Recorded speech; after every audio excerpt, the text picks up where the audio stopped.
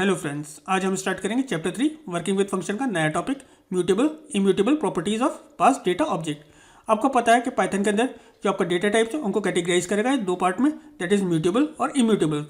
Immutable data types कौन से होते हैं? जैसे आपके क्या होते हैं, इंटीजर होता है, देन स्ट्रिंग होता है, ट्यूपल होता है। इसके अंदर क्या होता था, जब भी आप किसी भी वेरिएबल की वैल्यू चेंज करते थे उसका मेमोरी एड्रेस जो होता था, that means memory reference address जो होता था वो चेंज हो जाता था।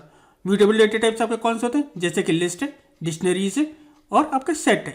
उसके अंदर क्या होता है, जब भी आप उस लिस्ट की या उस डिक्शनरी की वैल्यू चेंज करते थे तो उस कंडीशन में क्या होता था, उस डिक्शनरी का मेमोरी एड्रेस चेंज नहीं होता था। यहाँ देखने की कोशिश करते हैं, यहाँ पर क्या है, एक लिस्ट दे रखी है जिसका नाम क्या है, लिस्ट 1, और उसके अंदर वैल्यू क्या है, 1 एंड 3। एक इंटीजर वेरिएबल दे रखा है, variable equals to 1। That means एक इंटीजर वो किस जगह स्टोर है, दैट इज वेर 1 आपका इस जगह स्टोर है, उसका मेमोरी एड्रेस जो है वो ये है, और जो आपका लिस्ट का मेमोरी एड्रेस है वो ये है। अब वहाँ पर हम करते क्या है, हमने वेर 1 के अंदर क्या लिखा है, var 1 equals to var 1 minus 1। Var 1 की वैल्यू क्या थी, दैट इज 1 थी, 1 माइनस 1, वेर 1 की वैल्यू क्या हो गई, 0। जैसे ही वेर 1 की वैल्यू 0 हुई उसका जो मेमोरी एड्रेस था वो क्या हो गया, चेंज हो गया।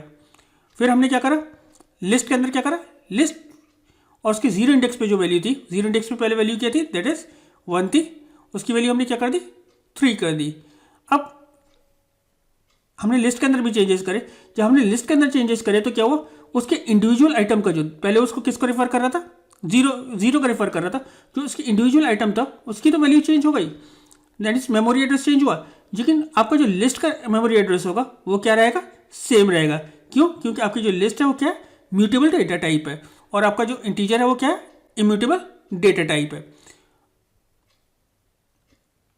अगर म्यूटेबल और इम्यूटेबल डेटा टाइप्स को हम एज आर्ग्यूमेंट या पैरामीटर्स को एज अ पैरामीटर यूज करेंगे तो उस कंडीशन में क्या होगा। सपोज हम यहाँ पे देखते हैं, एक इम्यूटेबल डेटा टाइप का एग्जांपल दे रखा है, डेफ माई फंक्शन, एक फंक्शन बनाया गया है, उसके अंदर हमने क्या करा, एक वेरिएबल पास करा है, दैट इज पैरामीटर पास करा है ए, प्रिंट इनसाइड माई फंक्शन, तो ये क्या होगा, एज इट इज प्रिंट हो जाएगा। यहाँ पर क्या है, value received in A is ए की वैल्यू, जो भी ए के अंदर वैल्यू आएगी वो प्रिंट कर देगा। फिर क्या होगा, ए इक्वल्स टू ए प्लस 2, जो ए के अंदर वैल्यू आई होगी उसके अंदर क्या करेगा, 2 ऐड करके ए के अंदर ट्रांसफर कर देगा। Value of A now changes to, जो भी वैल्यू चेंज हुई होगी इस कैलकुलेशन के बाद वो प्रिंट कर देगा, और बाद में स्टेटमेंट प्रिंट कर रहा है कि returning from function, that means ये प्रिंट कर देगा मैसेज। फिर आपका जो प्रोग्राम का एग्जीक्यूशन स्टार्ट होगा वो कहाँ से स्टार्ट होगा, दैट इज आपके जो प्रोग्राम का एग्जीक्यूशन स्टार्ट होगा वो कहाँ से स्टार्ट होगा, इससे, दैट इज मेन से। सबसे पहले क्या एग्जीक्यूट होगा, नम इक्वल्स टू 3, तो आपकी नम की वैल्यू क्या हो गई, 3। फिर वो क्या करेगा, print calling function 1 by passing the num value, और नम की वैल्यू प्रिंट कर देगा, तो ये स्टेटमेंट प्रिंट होगा। तो नम की वैल्यू अभी क्या है, दैट इज 3, तो क्या होगा, 3 प्रिंट हो जाएगा। फिर क्या होगा, ये वाला फंक्शन कॉल करा है, जो आपने फंक्शन यहाँ बनाया था, जब आपने यहाँ पर फंक्शन कॉल करा तो ये फंक्शन एग्जीक्यूट होगा, तो फिर क्या करेगा, ये स्टेटमेंट प्रिंट करेगा, ये वाला आपका स्टेटमेंट प्रिंट होगा। फिर क्योंकि आपने यहाँ पर किसकी वैल्यू पास कराई है, नम की वैल्यू पास कराई है, नम की वैल्यू किसके रिप्लेस हो जाएगी, ए से, तो यहाँ पर क्या वैल्यू प्रिंट हो जाएगी, दैट इज ये 3 प्रिंट करेगा। देन ए के अंदर वैल्यू क्या है, दैट इज 3 प्लस 2 क्या वैल्यू हो जाएगी, या ए की 5 हो जाएगी। Value of A now changes to, A की वैल्यू क्या प्रिंट होगी, यहाँ से 5 प्रिंट होगी, और ये क्या प्रिंट कर देगा, कि रिटर्निंग फ्रॉम अ फंक्शन। ये जब ये प्रिंट करने के बाद क्या करेगा, ये स्टेटमेंट एग्जीक्यूट होना खत्म हो गया। देन वो क्या प्रिंट करेगा, back from a function, that means function खत्म होने के बाद वो कहाँ पर आ जाएगा, इस स्टेटमेंट पर आ जाएगा, और क्या प्रिंट करेगा, नम की वैल्यू। नम की वैल्यू क्या है, दैट इज 3, क्योंकि ये क्या है, इम्यूटेबल डेटा टाइप्स है, तो यह वहाँ पर चेंजेस रिफ्लेक्ट नहीं करेगा। अब क्या हुआ, आपने देखा कि सबसे पहले क्या हुआ, नम की वैल्यू हमने 3 पास करी, फिर उसने ये वाला स्टेटमेंट प्रिंट करा। देन ए के अंदर क्या आया था, जो नम के अंदर हमने वैल्यू दी थी, that is 3, value of A now is change to 8, ये गलत है आपका, ये स्टेटमेंट यहाँ पर आउटपुट गलत दे रहा है, ये क्या होगा, दैट इज 5 होगा, क्योंकि ए की वैल्यू क्या है, 3 थी, 3 प्लस 2 क्या हो जाएगी, 5 हो जाएगी। रिटर्निंग फ्रॉम फंक्शन, वो ये मैसेज प्रिंट कर दिया उसने, और फिर ये स्टेटमेंट ये खत्म होने के बाद फंक्शन कहाँ पे आ जाएगा, इस प्रिंट स्टेटमेंट में आ जाएगा। ये प्रिंट स्टेटमेंट प्रिंट करा, और नम की वैल्यू क्या थी, 3, वो प्रिंट कर दी। एग्जीक्यूट करके देख लेते हैं।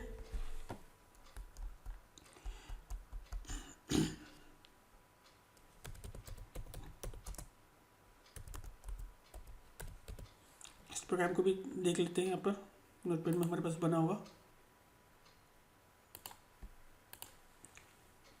एग्जीक्यूट करते हैं। क्या वैल्यू है? That is 3। ये किसकी वैल्यू है? नम की वैल्यू है। फिर आपने क्या करा, जैसे फंक्शन कॉल करा तो उसने ये स्टेटमेंट प्रिंट कर दिया। फिर value received in A is, A के अंदर क्या वैल्यू रिसीव हुई होगी? दैट इज नम की वैल्यू हमने पास कराई है, तो ए के अंदर क्या गया होगा? 3 गया होगा। उसने ये 3 प्रिंट कर दिया। फिर ए इक्वल्स टू ए प्लस 2, ए की वैल्यू क्या है? 3 प्लस 2 दैट इज 5। ए की वैल्यू क्या हो गई? 5 हो गई। Value of A is now, A की वैल्यू प्रिंट कराइए तो क्या प्रिंट कर दिया?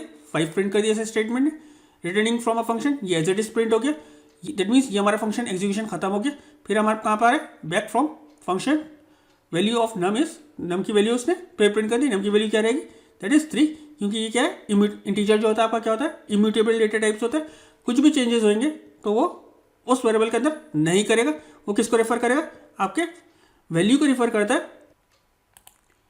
नेक्स्ट एग्जांपल समझने की कोशिश कर लेते हैं। अब हम किस पे काम करेंगे? That is mutable data type. List जो आपकी क्या है? म्यूटेबल डेटा टाइप है। सबसे पहले आपने एक लिस्ट क्रिएट करिए। उस लिस्ट का नाम क्या है? लिस्ट 1 है, और उसके अंदर एक एलिमेंट पास करा, दैट इज 1। फिर आपने फंक्शन वो प्रिंट करा लिस्ट बिफोर फंक्शन कॉल, तो क्या प्रिंट होगा? दैट इज 1 प्रिंट हो जाएगा फंक्शन कॉल के अंदर। क्या आपकी लिस्ट क्या है? 1 प्रिंट हो जाएगा। फिर आपने इस फंक्शन को, जो आपने फंक्शन बना रखा है माई फंक्शन 2, उसको कॉल करा है और पास क्या करा है? लिस्ट 1। तो अब यहाँ पर जो जाएगा वो क्या जाएगा? लिस्ट 1 की वैल्यू क्या है? दैट इज 1 है। फिर इनसाइड फंक्शन कॉल ये statement as it is print हो जाएगा।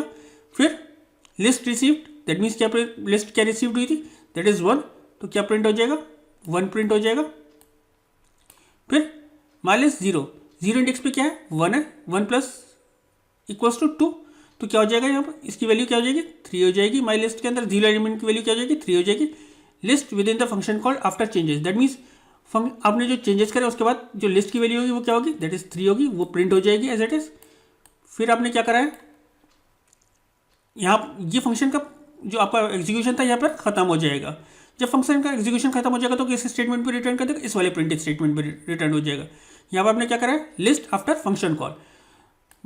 आपने लिस्ट की वैल्यू प्रिंट कराई है, लिस्ट की वैल्यू क्या प्रिंट होगी? That is 3। क्यों? क्योंकि ये म्यूटेबल डेटा टाइप्स है, तो इसके अंदर अगर आप कोई भी चेंजेस करोगे तो इसकी जो मेमोरी एड्रेस होगा वो चेंज नहीं होगा।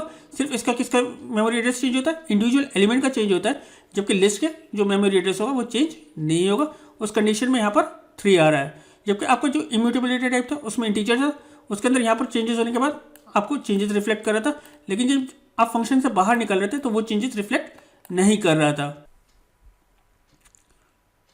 नेक्स्ट एग्जांपल समझने की कोशिश कर लेते हैं। ये भी आपका म्यूटेबल डेटा टाइप के बारे में है। यहाँ पर आपने क्या कर रखा है? यहाँ पर आपने एक फंक्शन अगेन क्रिएट कर रखा है। फंक्शन क्या है? My list, that means list pass करें तो हम यहाँ से देखना शुरू करते हैं। आपने एक लिस्ट क्रिएट करी है, सेम यहाँ पर क्या कितना एलिमेंट पास करा है? 0 इंडेक्स पे 1 पास करा है। फिर आपने लिस्ट बिफोर फंक्शन कॉल, तो लिस्ट की वैल्यू क्या प्रिंट होगी? 1 प्रिंट होगी, क्योंकि अभी लिस्ट के अंदर क्या है? 1 है। फिर आपने ये जो फंक्शन था इसको कॉल करा है। जब इस फंक्शन को कॉल करा होगा तो ये फंक्शन एग्जीक्यूट होना शुरू हो गया होगा। सबसे पहले क्या स्टेटमेंट प्रिंट हुआ होगा? ये स्टेटमेंट प्रिंट हुआ होगा। लिस्ट रिसीव्ड के अंदर क्या आया होगा? दैट इज 1 आया होगा, क्योंकि अभी तक हमने क्या पास कराया था? माई लिस्ट पास कराई थी, उसके अंदर क्या था? दैट इज हमारा 1 है। फिर आपने क्या करा? माई लिस्ट के अंदर जो आपकी लिस्ट है उसके अंदर अपेंड करा 2, तो क्या ऐड हो गया होगा? अब लिस्ट की वैल्यू अब क्या हो रही होगी? दैट इज 1, 2 हो गई होगी। देन आपने क्या करा? माइलिस्ट डॉट एक्सटेंड, उसके अंदर एक लिस्ट और एक्सटेंड कराइए। तो अब इस स्टेटमेंट के थ्रू लिस्ट की वैल्यू क्या हो गई होगी? माइलिस्ट की 1, 2, 5 एंड 1। अब हमारी माइलिस्ट की वैल्यू जो हो गई है वो ये हो गई है। फिर आपने क्या करा? List after adding some elements, आपने प्रिंट करा है कि लिस्ट आपने एलिमेंट जो ऐड करें उसके बाद जो लिस्ट प्रिंट कराइए तो क्या प्रिंट होगी? वो ये प्रिंट हो जाएगी। देन आपने क्या करा? माई लिस्ट में से रिमूव कर दिया 5, दैट मीन्स अब ये क्या होगा? ये वाला एलिमेंट रिमूव हो जाएगा। तो अब लिस्ट की वैल्यू क्या हो जाएगी? लिस्ट की वैल्यू इस टाइम जो होगी वो क्या होगी? 1, 2, 1 हो जाएगी। देन आपने क्या करा है, आपने जो ये करा है list with in called function after all changes, that means सारे चेंजेस करने के बाद जो आपकी लिस्ट की वैल्यू होगी क्या होगी, वो ये है, क्योंकि आपने पहले ऐड करे तो उसके अंदर एलिमेंट, फिर उसमें से एक एलिमेंट रिमूव कर दिया, तो आपकी लिस्ट की वैल्यू ये है। तो आपने क्या करा है, लिस्ट आफ्टर फंक्शन कॉल और लिस्ट की वैल्यू। अब जब आपने लिस्ट की वैल्यू फंक्शन कॉल के बाद भी प्रिंट कराई तो ये प्रिंट होगी, और एडिशन के बाद प्रिंट कराइए तो ये होगी, और चेंजेस के बाद प्रिंट कराइए तो ये होगी। म्यूटेबल डेटा टाइप में क्या होता है, जो भी आप फंक्शन के अंदर चेंजेस करते हो वो रिफ्लेक्ट करते हो फंक्शन के बाहर भी, जबकि इम्यूटेबल डेटा टाइप में क्या होता था, जो भी आप फंक्शन के अंदर चेंज करते हो, वेरिएबल्स के अंदर वैल्यू चेंज करते हो, वो रिफ्लेक्ट नहीं करती है फंक्शन के बाहर। जबकि म्यूटेबल डेटा टाइप में क्या हो रहा है, जब भी आप फंक्शन के अंदर कोई भी वेरिएबल की वैल्यूज चेंज कर रहे हो वो रिफ्लेक्ट हो रही है फंक्शन के बाहर भी।